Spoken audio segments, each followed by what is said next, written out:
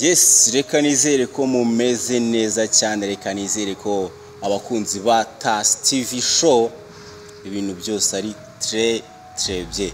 Niza upenge the creator Rwanda, the creator Imana nk'ibisanzwe Erika Blessing aba Uganda mukama wa feye baziwe mumanyi tuwa missing anyo, but we are going to come back soon.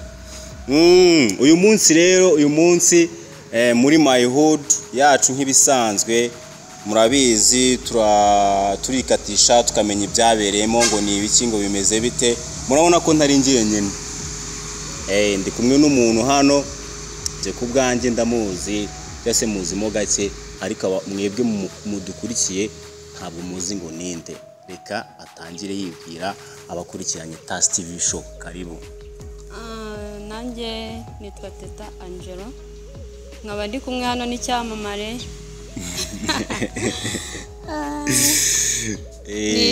nibyo bamwita Teta Angelo.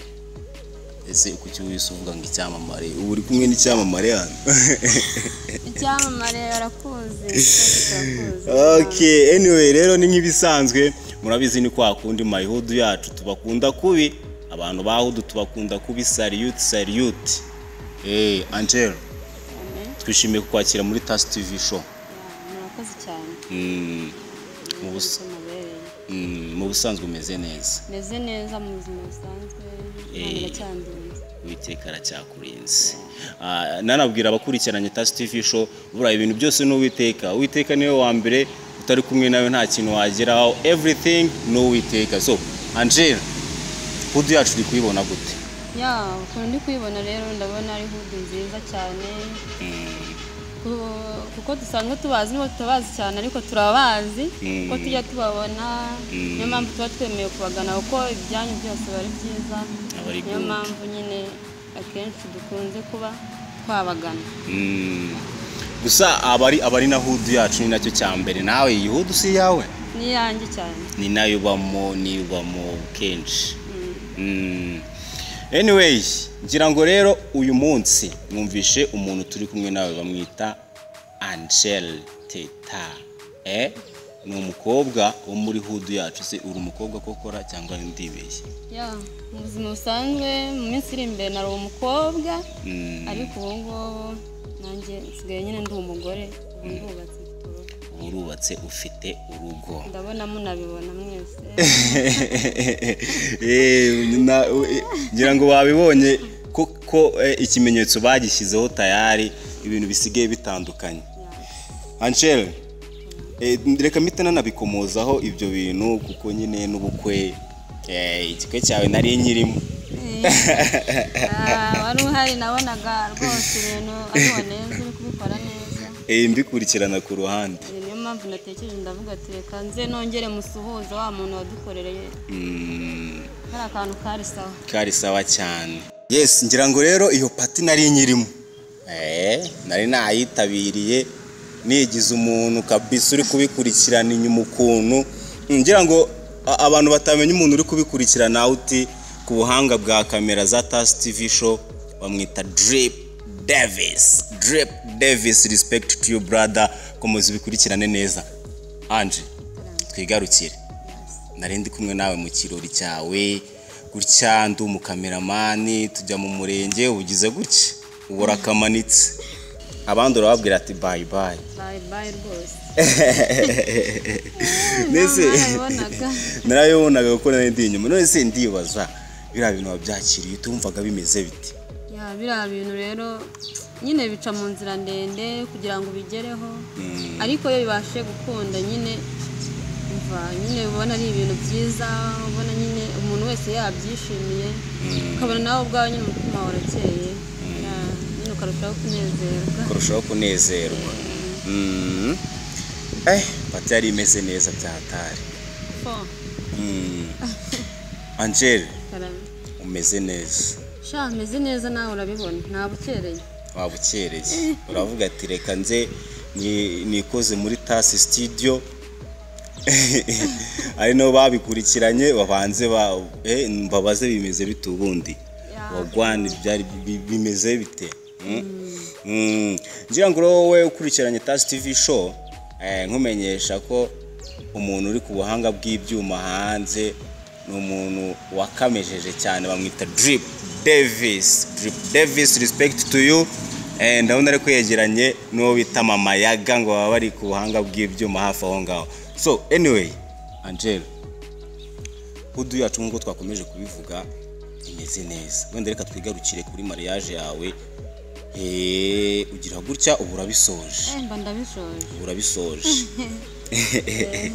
Biriya bintu usengewe ni ukuvuga ngo hari ukuntu muri iyi minsi birimo biragoranaho ukuntu bitari gukundamo, ubugize utyo urabikoze byagusabye igihe kingana gute, wumvaga bimeze bite cyangwa inzira tubwire, kuko hari benshi muri iyi minsi usanga biratinyitse tu, birasaba agafaranga icyo bita money, without money nta kintu wakora muri biriya bintu.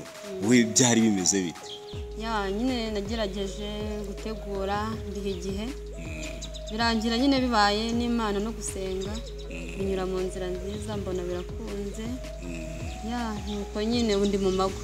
Uri mu mago? Yes. Okay. Ubu twicaranye nka Tasi TV show, twicaranye na Angel arimo aratugezaho life y'ukuntu byagenze after yo kuba uvuye mu murenge ndabyuka twari kumwe wahise ugera mu mago. What about home?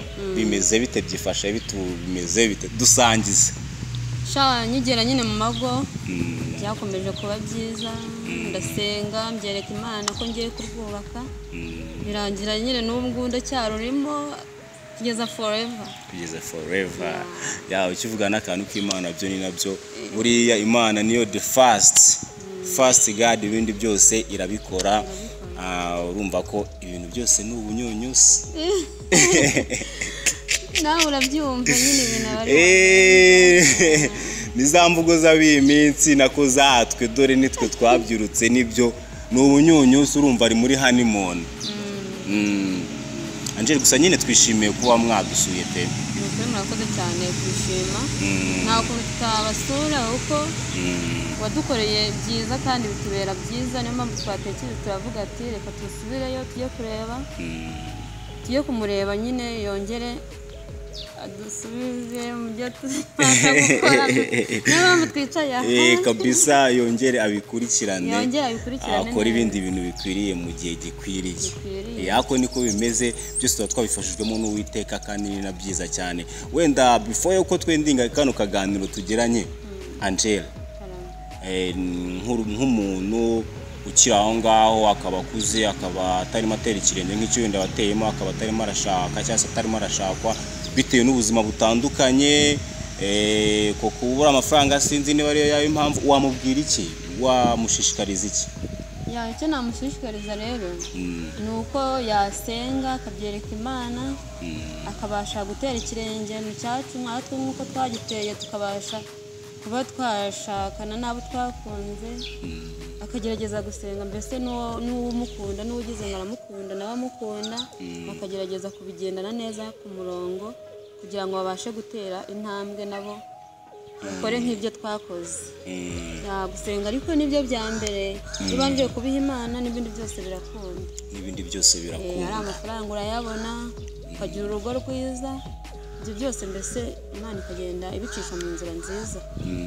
Nicyo nababwira. Birumvikana ngira ngo nabo abakurikiranye Tasi TV show bari kumva uko bihagaze. Ese wenda hari ikintu abantu muri iyi minsi bari kwibazaho ngo urukundo ntirikibaho kubera nyine urabona hari ukuntu abantu bashakana hadaciye kabiri ugasanga bise birangira, nubwo tutabikwifuriza Uwiteka azakugenda imbere, ariko bibaho.